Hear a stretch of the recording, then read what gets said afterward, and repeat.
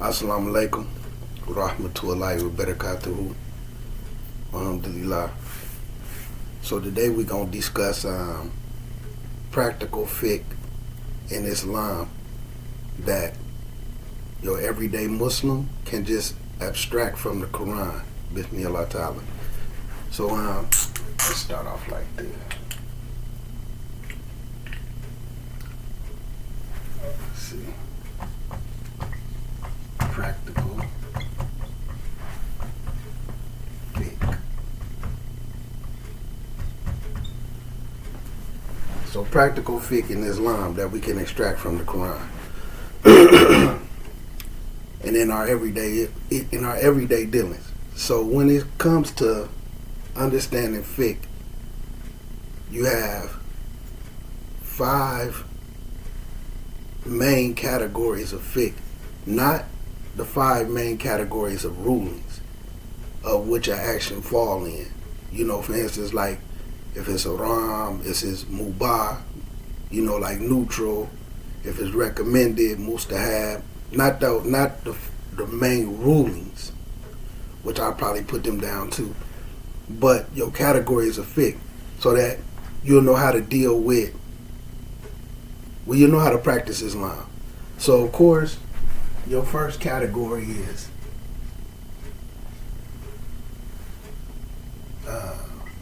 ibadah, but we're gonna put acts of worship, right? And then your second category is business transactions.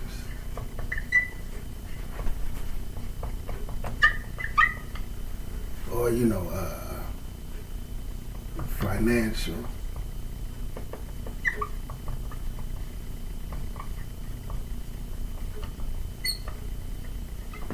financial dealings, right?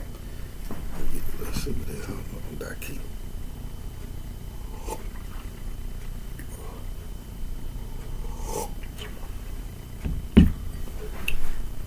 And then, of course, you have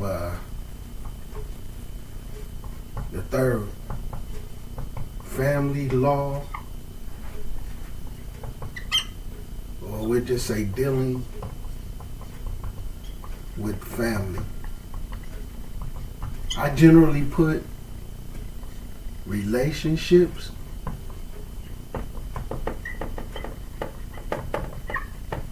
because this also deals with other than family. Co-workers, you know, friends, associates, your everyday interaction, like when you go to the grocery store, the person who's scanning your groceries, you know, your everyday dealings with people.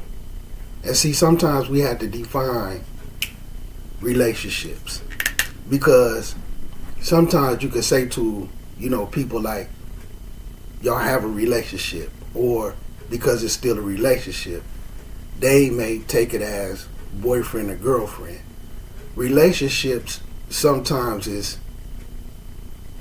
situations that involves a feeling, right? Like, for instance, I got neighbors. I don't have a relationship with them because we don't really conversate, we don't communicate, we don't talk about what we're going to do, go to the grocery store, problems at work, problems there. So these things are generally relationships. So you can have a friend, associate, and that's what distinguishes an associate from a friend. It's somebody that you talk to, you have a relationship. There's a feeling involved, whether you care, whether you mad, you know, somebody you can get mad at. So that's why we generally put relationships. So because these laws and things also deal with people that you have relationships with. You see what I'm saying? So I generally put relationships, because sometimes when it comes to fiqh, and if they just define it as family law, they won't think these rules and regulations still apply to your average other Muslim or non-Muslim that you interact with. And Islam don't go that way. And see, sometimes you have people who feel like they only supposed to treat another Muslim a certain way. Like, only Muslims can be treated as if with respect. We don't have to respect non-Muslims, and that's not correct. Muslims, we have certain rights over each other. So being that we have certain rights over each other, there are certain things that another Muslim get, or certain interactions that they should get before the kuffar. But that don't mean we're supposed to disrespect the kuffar. So these rulings and everything applies to all other human interactions in life. Okay? So now we got that out the way. So then you got 4, which is criminal law. Now 5 is, I don't really use 5, but I'll put it here just for the people who don't know, which is politics.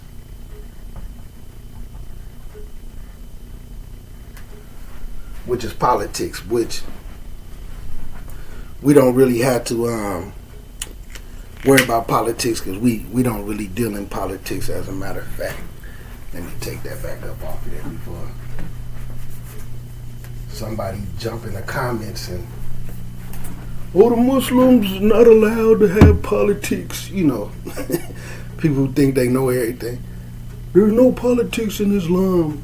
As if the Rasul and them didn't set up governors and set up a whole governing system with a way of voting, when he even sat with his council and asked everybody what's what, and you know, they took a vote. But so there is politics in Islam, but I'm gonna take that down for it, you know. But that is the 5th category, politics. All right. So let me use my phone, man, to pull up these. So what we're gonna do is, for each one of these, and I already went through and worked last night and just took some notes. So I'm really gonna kind of freestyle this, but I just got like a skeleton. So we're gonna put the meat on it. And we're gonna take every ruling from Surah Al-Baqarah.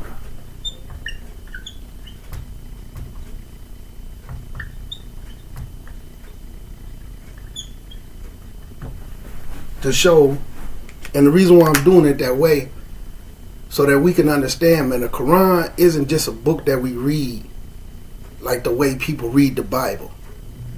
When you go through your Quran, you should be able to pull certain things and how to look for them, and not have to now, because we have got to the point, never ever should we exclude scholars or people of knowledge, never. But your average Muslim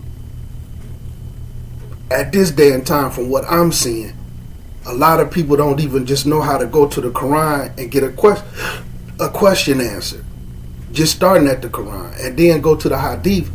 Everybody trying to Google, everybody trying to ask everything, and then in Fiqh they coming up with a new thing. It's called let's put this over here. What they calling it? It's called minority Fiqh.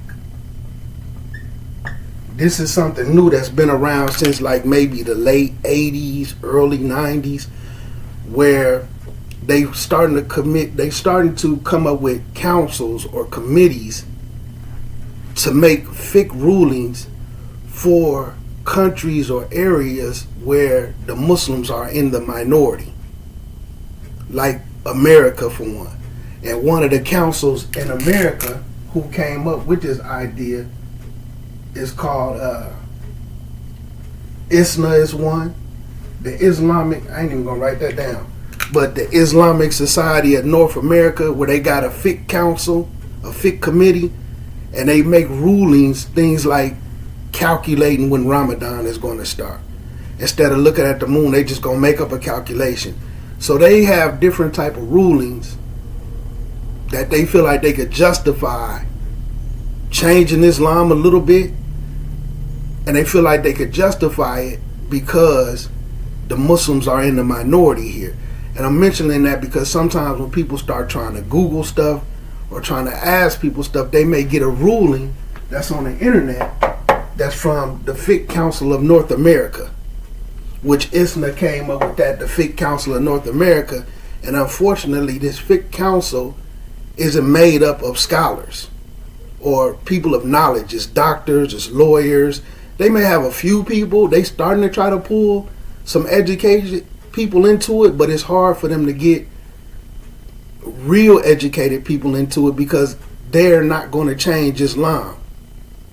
You see what I'm saying?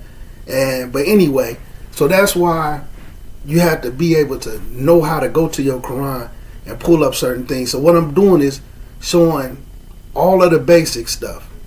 Just one little thing in each category that's extremely basic, pointed out so you could be like, okay, I know how to look at my Quran and look at these rulings, right? So sometimes you have to be careful because on Google, you might pull up something that's from minority fiqh, something a council of non-scholars, or the majority of them isn't scholars, or they may be considered a scholar of a madhab, which to be honest, I don't even know them to be that. They have a doctor title, but they may be like a real medical doctor. You see what I'm saying? Or a psychiatrist or something like that, got a PhD in that, but they don't be having a PhD in Islam. Okay? And every once in a while, they might get somebody like Yasir Cardi to side with them on some things or push them a check to push their agenda. So that's why you have to be careful. But we just taking it back to the basics and trying to make it practical to where you know how to go to the Quran first and then the Sunnah, because the Quran, we know, let's write that down, because some people still having difficulties with this. Quran, let's change the color. Hold on. Bear with me. Some people still have a difficulty with understanding this.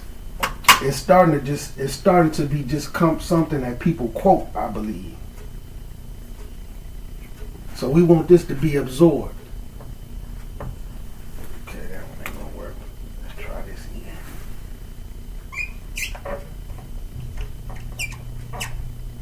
The Quran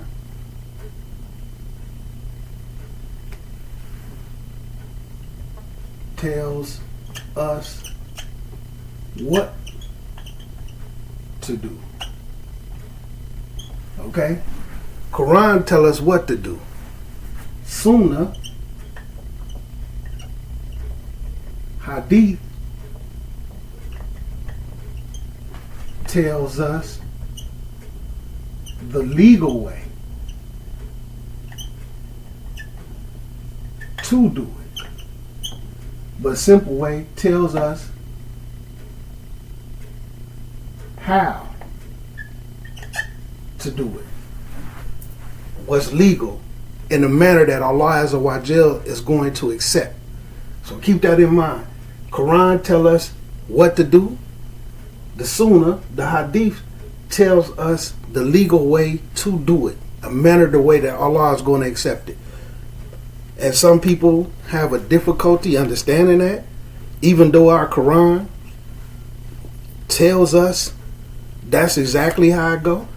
But, you know, like I said, man, some people having trouble grasping that because they want to be okay following Islam in a way that's comfortable for them, where they could do it the way they want and they can justify anything that they want to do, and it don't work that way. And sometimes some of the ulama from the past and the present will say, and from the Salaf, that's a form of a punishment from Allah that you practice Islam that way, because your deeds will basically lead to nothing. Like the Quran say, When that day comes, you'll get to see all your deeds, and then your deeds just blow away like particles of dust. You see what I'm saying? Because Allah knows best, not us. You see what I'm saying? So, Quran tell us what to do. The Sunnah, the Hadiths tell us how to do it in a manner that Allah is going to accept it. And I know that's difficult for some people, but this is Allah's deen. And Allah made this decision, not us. But it's only difficult for individuals, their heart may be full of wine, or it may be covered in rain. See? And then it might be a little bit of disease in there where, like Allah tell us, they start to interpret parts of the Quran the wrong way with their own interpretation because of the disease in their heart. And when you look at some of the tafsirs, it say some of the disease in their heart, it be doubt. They doubt certain things, right? So they start to twist certain things. That's some of the disease. And where does that come from? That's one of the ways that the shaitan is going to attack us. Where the shaitan say he's going to attack us from the front, the back, and both sides. One of the ways of those attacks is to create doubt. So Allah Azza wa Jal says, once you start to interpret the Quran the wrong way and start to run with it, Allah is going to allow that disease to increase. You see what I'm saying? You only gonna harm yourself. Okay? So, how we go to the Quran for certain things. So like ibadah. And some of the simple things that I just chose. One act of worship. So we know our acts of worship, our main acts of worship. Because there's a lot of things, because we use the word ibadah,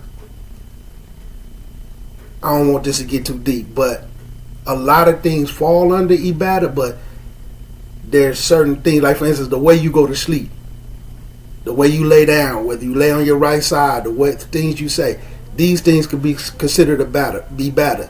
Saying Bismillah before you eat, these things can be considered ibadah, but we talking about your main ibadah, which is a form of major worship, like your salat, like your fasting. Because Allah Azza wa Jal says the fasting, out of the acts of ibadah, the fasting is the one that's for Allah. The other things, salat and all that, that's for you. Those are the things for you to get right. Try to get in the good graces with Allah. But the fasting is for Allah Azza wa Jal, which one day we might get into that. So that's why I'm choosing fasting. And that's why it's so important. Just like when you miss salat, you should try to make up salat. You actually have some Muslims, and this is one of the reasons why I chose fasting. You have some Muslims who believe that, okay, I didn't fast for Ramadan last year. I didn't fast for Ramadan the year before. Or I fasted 2 days and gave up. I fasted a week and gave up. They don't believe they need to make up those other days. And then unfortunately, sometimes these be Muslims who feel like, I'm a Quran Muslim only. There's no hadiths this, there's no from the Salaf. So I'm choosing this fasting to show exactly what the Quran says about that, because keep in mind, this is practical fiqh. Matter of fact, we're going to go even further. So we're going to choose fasting, but Doc, keep 1 second. Let me pull up something so I can, 1 second. Doc, keep. Okay, so what I wanted to do is go ahead and define what fiqh is while I'm talking, and some of these things sort of make more sense. And then I even went through and pulled up some of what Google say for people who use Google, and then they could look it up. So fiqh is basically a deep, strong, core understanding of an issue, right? Complete comprehension, being able to comprehend it completely. Because sometimes you could talk to people about something, and that's why sometimes it takes knowledge to know knowledge. Okay, they can get a basic understanding, but they don't generally comprehend it completely. And one thing that they say in America, especially the urban Americans, we don't have the proper comprehension skills. So there's certain things that we understand, but we can't fully comprehend it. And the way they develop your comprehension skills, the better you read and understand. For instance, you can see a person where they say, if Johnny had 5 apples, and then he gave away 2 apples, and then he ate 1 apple, how many apples do Johnny have left? And then a person is like generally really can't answer it because their comprehension skills is off. But if you say, what's 5, take away 2, and then take away 1, they can answer it. So I'm saying that there's some people who know how to repeat certain things in Islam. They have the rhetoric, but they don't have a full comprehension of it. And the reason why they really not getting a full comprehension is because they don't have Quran and Sunnah. So you even you have people in leadership that don't fully comprehend the deen, and they might be given the kutbahs at your masjid. So they speaking on a lot of stuff that they don't really comprehend, because sometimes it takes knowledge to know knowledge. So fiqh is a full, complete, the core, the internal message, the core understanding of the deen, of a matter. Now you have 2 forms of fiqh in Islam because of the madhab. You have fiqh of the deen, fiqh of the religion, and then you have fiqh in accordance with the madhab, which is their opinion based off of the proof and evidences that they had or did not have. So we're bypassing the madhab part for now because you have to understand fiqh. So this is fiqh of the deen and not fiqh of opinions, of legal opinions. That's why in madhabs there's disagreements. But there are some issues where you can pick and choose in the deen because they're not set in stone. You see what I'm saying? So there is basically legal differing. There is legal differing. So that's what fiqh is. Sometimes you will see people translate it into Islamic jurisprudence. So let's go up to Google.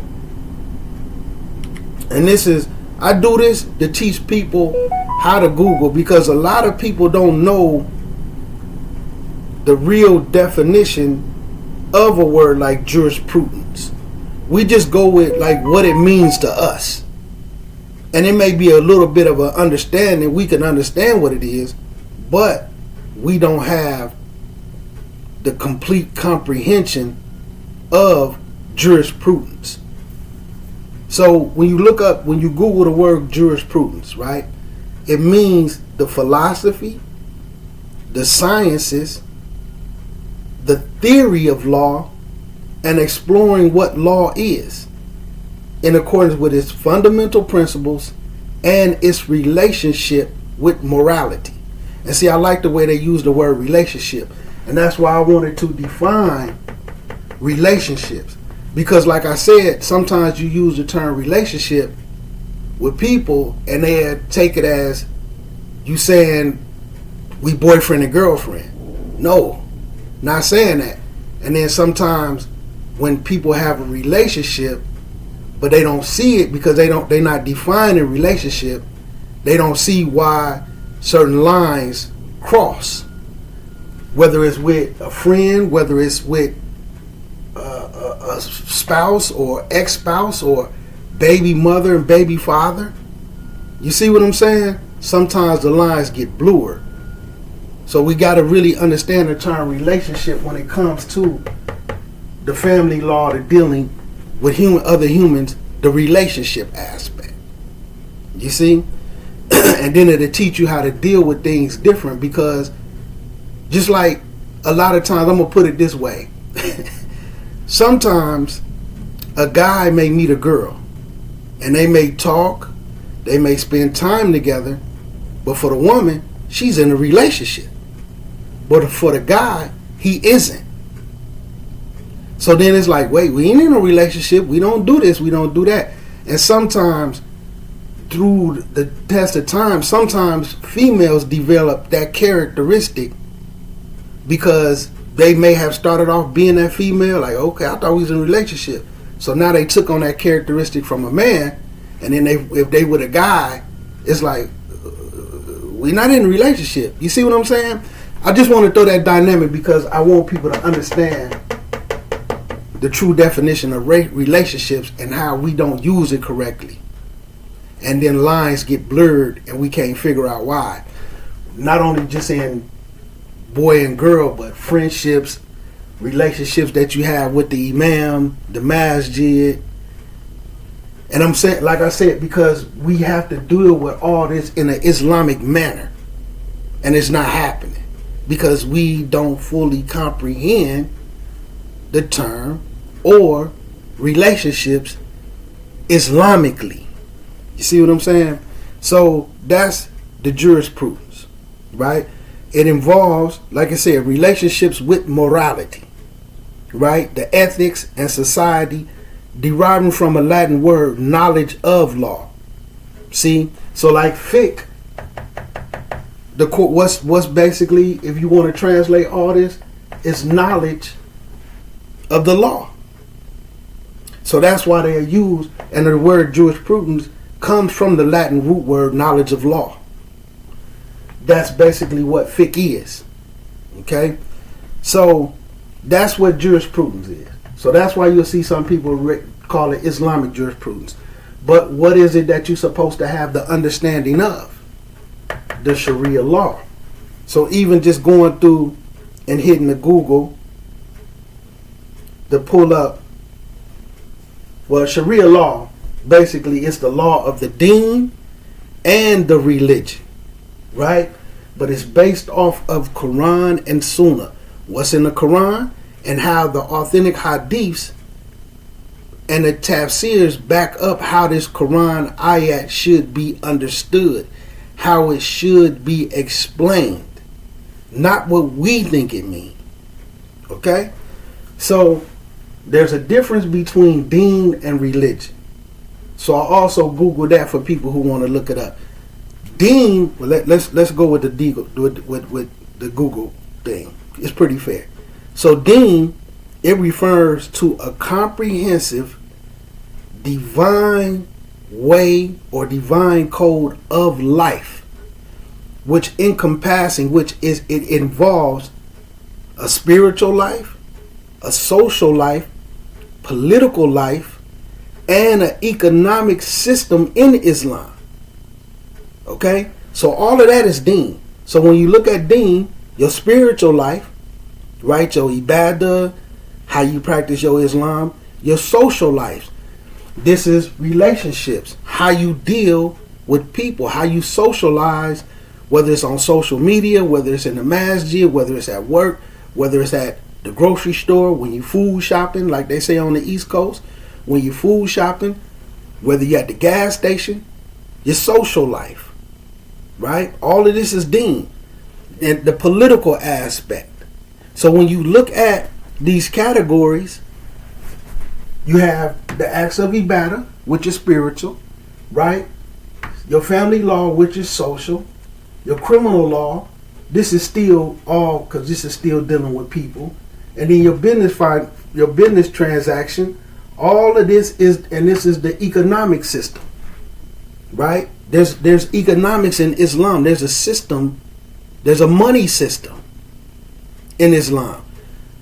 Whether it involves riba, shouldn't involve riba, there's laws and things that deal with money. So like when we get to the business transactions and financial dealings, all this involves the economic system. So all of this is part of the deen, right? So religion, it just often refers to a narrow, personal, or ritualistic set of beliefs. When we make salah, we gotta, but the religion, having the correct Islam, is part of our deen. You see what I'm saying? So when it comes to the Sharia, you and fiqh, you have to have the complete understanding, the knowledge with full comprehension of certain aspects of the deen and then certain aspects of the religion. You see, the deen of Islam, which, keep in mind, religion is a part of the deen. All right, so let's get to these Quran ayats. How much time we been going? Okay, let's get to the Quran ayat so we can wrap this up. So, one Quran ayat that I chose to set the standard is 219 in Surah Al-Baqarah. Everything is going to come from Surah Al-Baqarah. So, it go through the ayats, but we're going to go to the end where Allah says, this is how Allah makes His revelation, His wahi, His Sharia laws clear in order that you may reflect, in order that you may give thoughts about it. So 219 let you know Allah shows us how He give us the Sharia, what's to the Sharia, so that we may give thought about it and reflect on it. Tadabbur. And what's the meaning of tadabbur? To get that internal understanding of the deen so that you can manifest it in your everyday life, where your fiqh, your understanding, your core understanding of the deen becomes practical, where you're a walking, living testament of how the Quran and Sunnah should be comprehended. Nobody's going to be a perfect person. Everybody's going to have sins. That's why Allah Azza wa Jal give us ways to do away with those sins. Alright? So let's go to, we're using fasting, right? So let's go to the ayats about fasting. And one of the examples that I gave when I first started talking about how people, you have Muslims who either they forgot, either, which is from the Quran. Sometimes when you forget about Allah, Allah calls you to forget about yourself, see? And, but, alhamdulillah, we all still under Allah's mercy. But they feel like they don't have to make up particular days that they miss for Ramadan. Whether they tried it a couple of days and couldn't get through it, they had headaches, made rookie mistakes and dehydrated themselves, or wasn't properly prepared, and they just gave up for the whole month. They didn't even try to just say, well, I'm going to fast every single day until I can't fast anymore. So I wake up and I made it to 12 o'clock today. Tomorrow they may made it to 5 o'clock. You see what I'm saying? But they just completely gave up. So when you go to ayat number 103, everything in Surah Al-Baqarah. So ayat number 183, Allah give us the jewel. O you who believe, O believers, fasting is prescribed for you. So when you go to a doctor, they prescribe you medicine. For what? As a cure. Something to help you, something to aid and assist you. So Allah Azza wa Jal prescribed fasting for us as it was something that was prescribed for the people before us. Right? So, what's we supposed to get out of it? So that you may become al-muttaqun, one of the people of taqwa, so that you will become mindful of Allah, so that you will start to comprehend Allah. You see what I'm saying? So that you will become fearful of Allah. You know what I'm saying? So that Allah is always on your mind. Allah is watching. Allah is holding me accountable. You see? Allah is aiding, assisting me. Allah is leaving me by the wayside because I've chosen to be on the path to the wayside. So fasting is what brings that to the heart of a person. So and I'm breaking this down Because you have Muslims who read the Quran and might be a Quran only Muslim. When Ramadan comes, why do I have to fast to prove I believe in Allah? And all these things that Shaitan put in their head to take it away from them. And Allah has given us a jewel what the fasting is for. So that you can develop real taqwa. So that you can really become mindful of Allah Azza wa Jal. And that's why fasting, which it means refraining, is more than just the giving up the eating and the drinking and the sex during daytime. It's more than that, but those are the mandatories. It's giving up having bad speech. It's giving up listening to bad speech. It's giving up arguing. It's giving up fighting. You see, it's giving up bad manners. It's time to reflect and pay attention to your nafs. Okay, Shaitan locked down. I still have these ways. That's because it's your nafs. You corrupted to the core. Now that you notice this is you, now you're supposed to take that time to reflect and do away with those ways and mannerisms because they're not helping you growth. It's not leading to success. And what's success in Islam? Jannah and having a proper deen, a proper way of life. You see? So that's why we supposed to fast. For those who still saying, oh, why does not giving up, why does not eating and drinking, what does that have to do with how I believe about Allah? You don't understand your Quran, see? Right? So this is basic fiqh. When you go to that fiqh practical, how you can pull it from the Quran.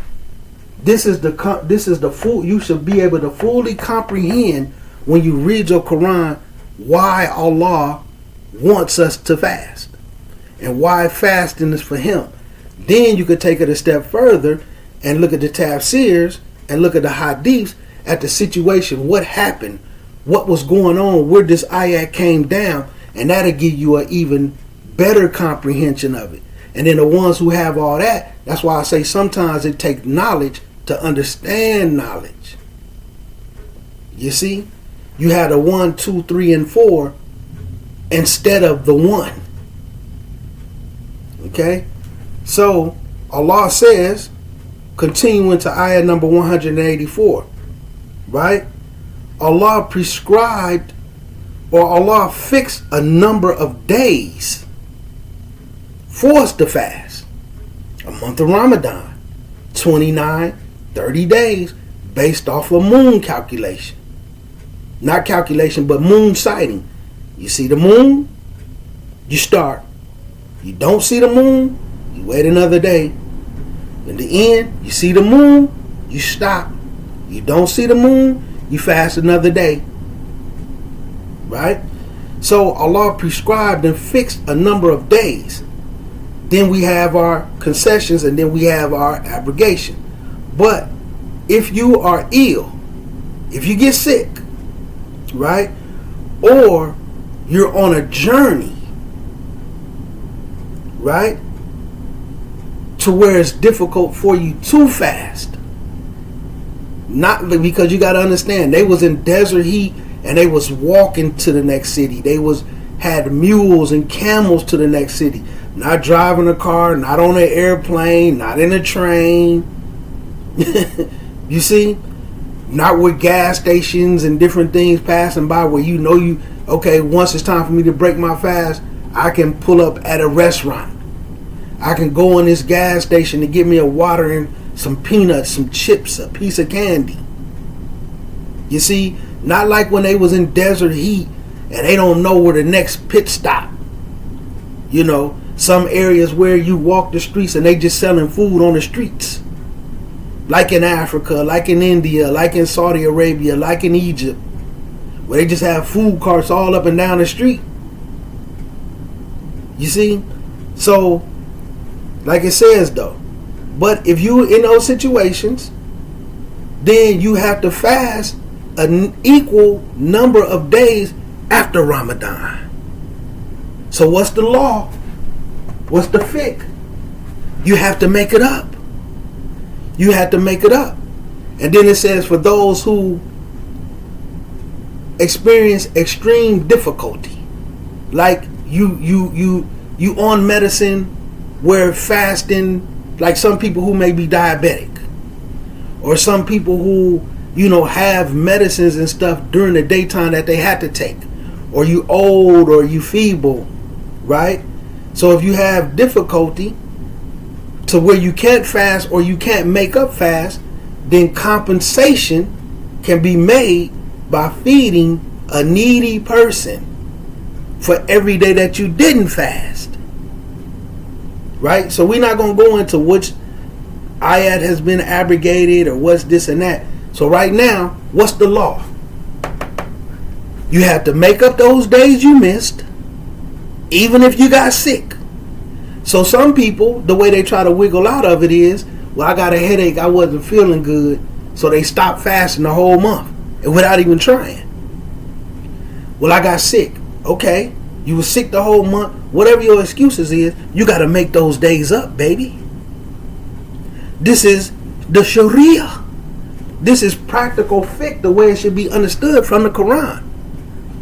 You don't even need a hadith for this, right? And if you can't make up the fast, you have to compensate by feeding a needy person for the days that you missed. For every day that you did not fast, you didn't fast 27 days, you need to feed 27 needy people. Okay.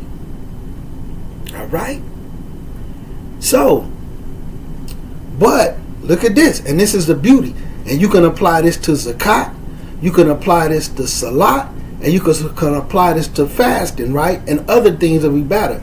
But whoever willingly volunteers to give more. Okay, I didn't fast. Instead of feeding 27 people, I'm going to feed 35 people. Okay, zakat is 2.5%, but I'm going to pay 10%.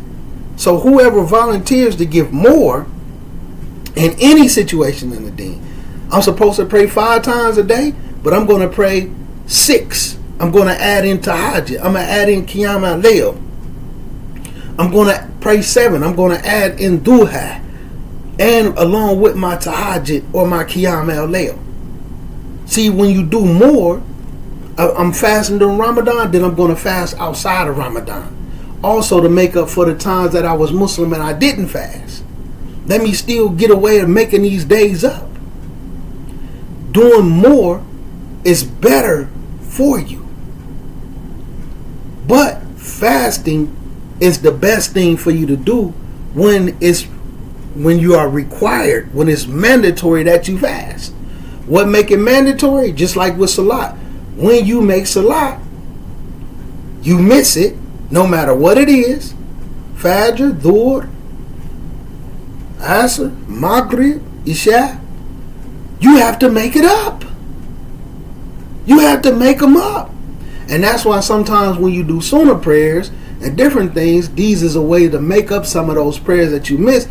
Or if you have some shortcomings in your prayers, these help cover some of the shortcomings. Extra is always best. It's always better for you. Okay? So then, pushing forward, come to ayah number 185, which I might not read all of it, but we don't need that for the sake of time. So, for Muslims who think they ain't been fasting for Ramadan all these years, and they feel like they have a valid excuse to not make it up.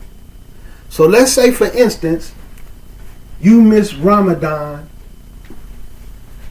we're going to say 3 months, 90 days. So in 3 years, you never fasted a complete Ramadan. So we'll say in a certain amount of years, you got 90 days so that you have to make up. You pass away. Now, you standing in front of Allah. Guess what you owe? You owe 90 days of fasting.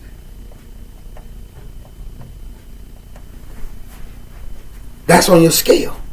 So you have a scale. Let's see if I can draw some form of a scale.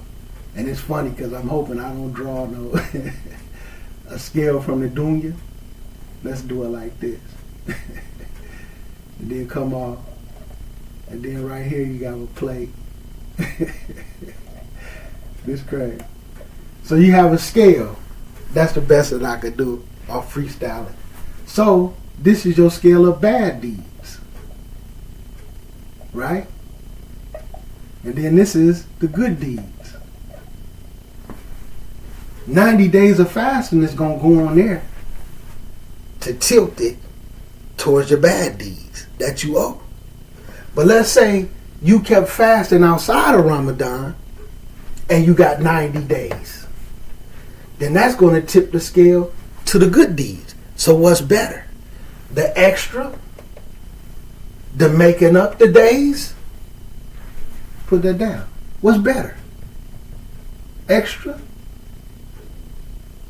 Making up the days? By fasting? Or feeding?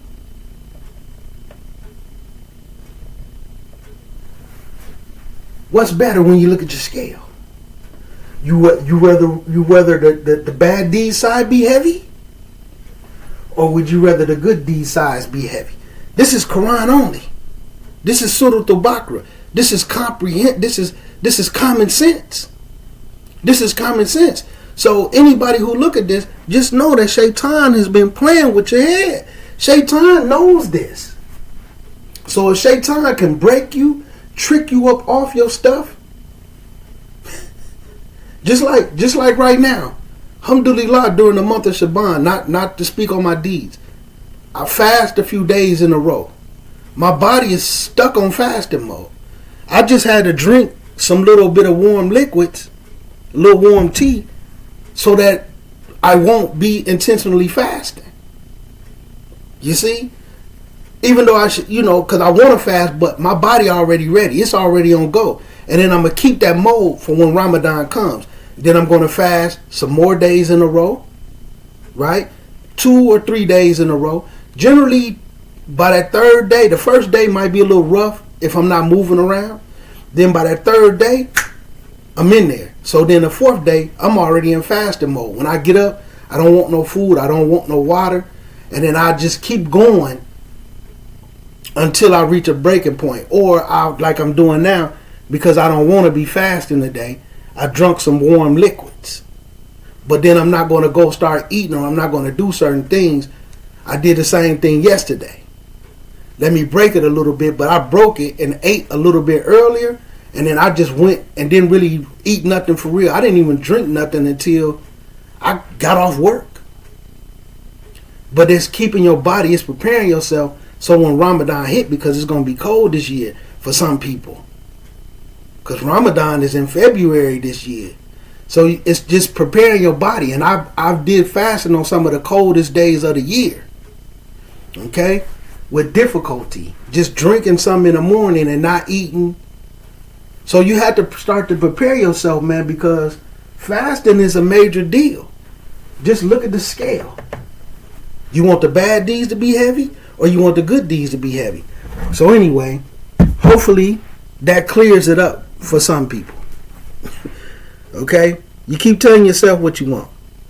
So now we're going to go into 282. But trust and believe, the Quran is going to be a testament against you. Alright? The Quran is going to testify against you, man. Trust and believe. And then not to mention all the other things that you don't refrain from during the month of Ramadan. The intoxicants. The haram, overly haram relationships.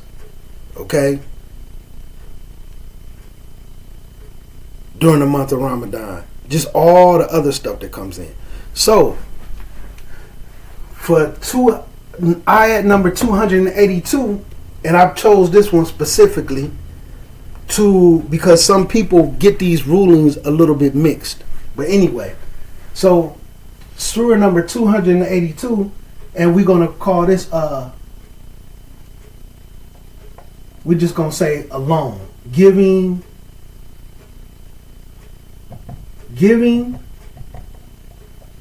or getting a loan. Whether it's money, whether it's somebody loaning you their car, loaning you their tools, loaning you their lawnmower. You know what I'm saying? Whatever it is. So when you go to how do we deal with this Islamically? Which is from an economic point, the business transaction, the financial dealings, or the property, dealing with properties, possessions, things, right? So, believers, when you contract or when somebody loans you something for a fixed period of time, look, I'm going to let you keep my lawnmower for the weekend, but bring it back on Monday because I'm going to need it. If you keep that lawnmower without a valid excuse to the next week, you could be in violation. Unless you call them and say, I need it for a little second, or if I bring it back to you to do what you need to do, can I get it right back? Some things happen, I didn't get to use it. Whether it's tools, whether it's a car, or whether it's money, right? So if there's a fixed period on whatever you loaning a person, commit it to writing. Both of y'all write it down, or if you're both trustworthy, you can have a verbal agreement, but the most highly recommended form first is to write it down. Put it in your phone. Text it. You see? So, committed to writing. And then let a scribe or have somebody else write it down as a witness. Right? Because we don't really have scribes in this day and time, but because you have to keep in mind, this is what makes the Quran so beautiful. A lot of them was illiterate. They couldn't read or write. So the person who can read and write, let that person write down the scribe with justice. Right?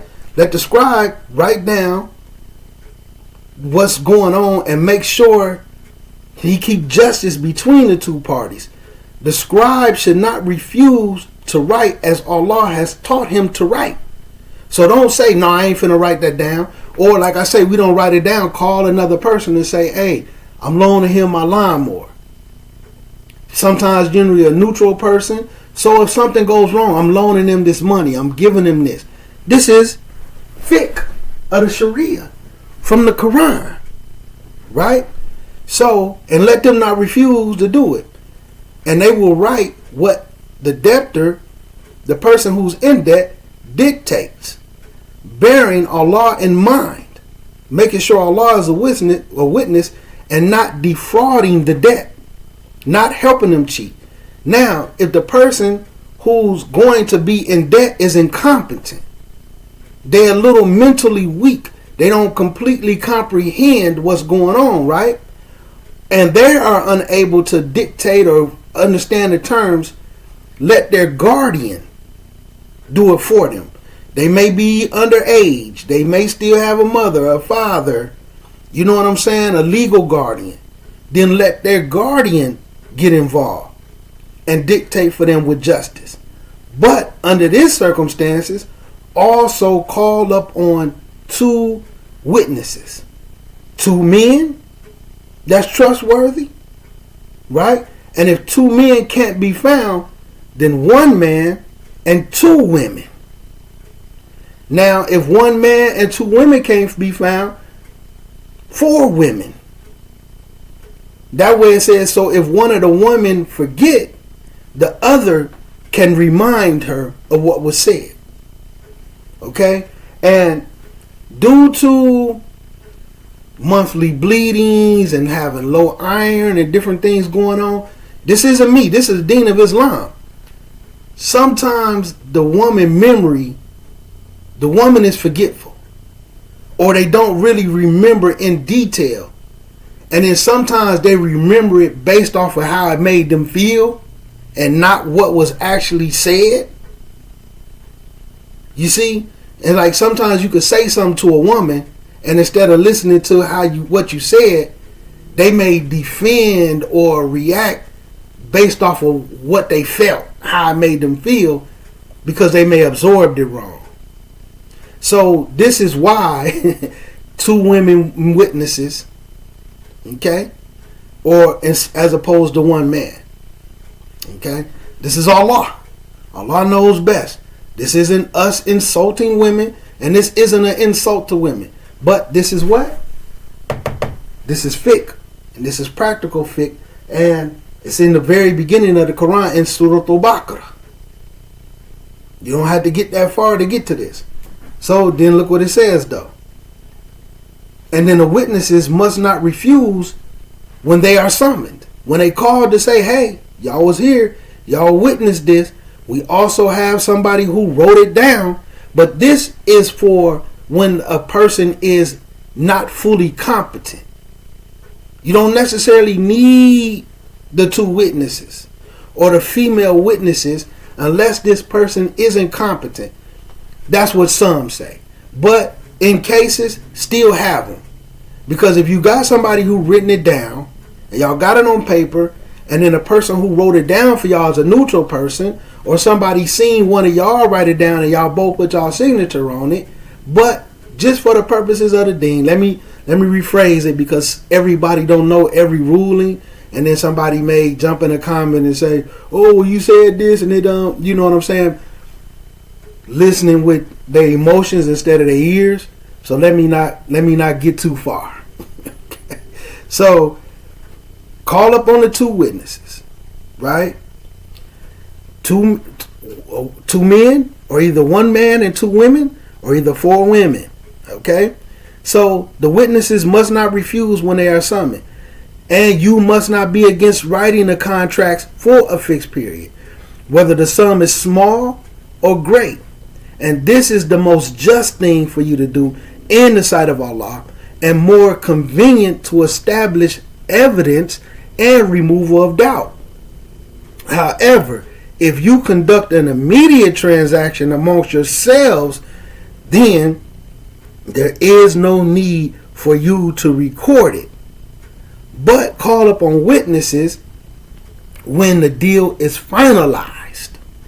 As in, let's say you at the mall and you one of your guys and be like, hey, I left my money in the car. Let me hold this and this and that, and then I give you the money when we get in the car. You see what I'm saying? Or you in the store, here, buy this for me real quick. And then once we get out of here, I'll run to the car and get your money. That's like an immediate thing. Right? But then still have somebody look at it and say, yeah, he gave your money back. You see what I'm saying? To make sure, so have a witness when the deal is finalized. And let no harm come to the scribe or the witnesses, because if you do, then you have gravely exceeded your limits. Have taqwa of Allah, because Allah is the one who teaches you, and Allah is the one who perfect knowledge of all things. Right? So this is fiqh. This is how this stuff should be comprehended. You can go to the Quran first.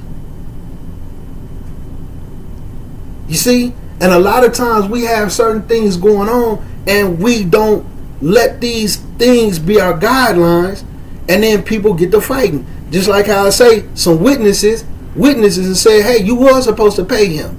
We wrote down you were supposed to pay him, and then they might get mad because a person won't from them, and then they might jump on one of the witnesses. Or jump on the person who wrote it down. Oh, you lying. I never said that. So Allah is saying, let no harm come to them. Don't be the one to harm them. Or if they wrote it down for you, don't let that person do nothing to them. Like, nah. Because if this go on, then y'all have exceeded the limits of Allah. You understand? So, I don't want this to get too long. So, we'll continue with this. Bismillah ta'ala. Perhaps tonight, maybe tomorrow. But we'll get some timeline. So, we're going to stop right here. I'm going to remember, inshallah ta'ala, where we stopped. I'm going to leave it on the board.